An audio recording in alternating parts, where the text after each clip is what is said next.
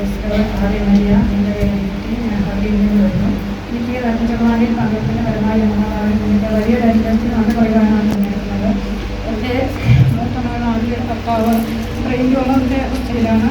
ഒരു വർഷത്തോളമായി ചികിത്സയിലാണ്. അതിനുള്ളിൽ അവൻ്റെ ജമാലിൽ പങ്കെടുക്കുകയും അതിൻ്റെ പരമായി ഒരു പരമസൂഖ്യം കിട്ടുകയും അതിനുപരിയായി അവനിപ്പോൾ മഞ്ഞപ്പിത്തം ബാധിച്ച് ഗുരുതരാവസ്ഥയിലാവുകയുമായിരുന്നു.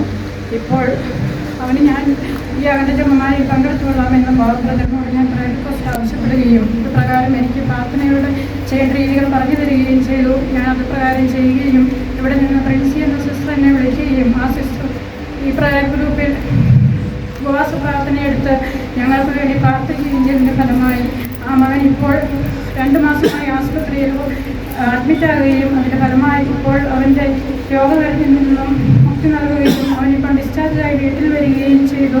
ഇപ്പോൾ അവൻ ഭക്ഷണം കഴിക്കുകയും അവൻ്റെതായ ആവശ്യങ്ങളെല്ലാം ചെയ്യുകയും ചെയ്യുന്നു. ഇത്രയും അനുഗ്രഹം അമ്മമാതാവിനും ഈ ഗ്രൂപ്പിലുള്ള എല്ലാവരെയും അമ്മമാതാവിൻ്റെ അനുഗ്രഹം ഉണ്ടാകട്ടെ എന്നും പ്രത്യേകിച്ച് ബാബുബ്രദറിനും പ്രിൻസിപ്പയും സീനിയർയും ഞാൻ ഈ ഓർക്കുന്നു.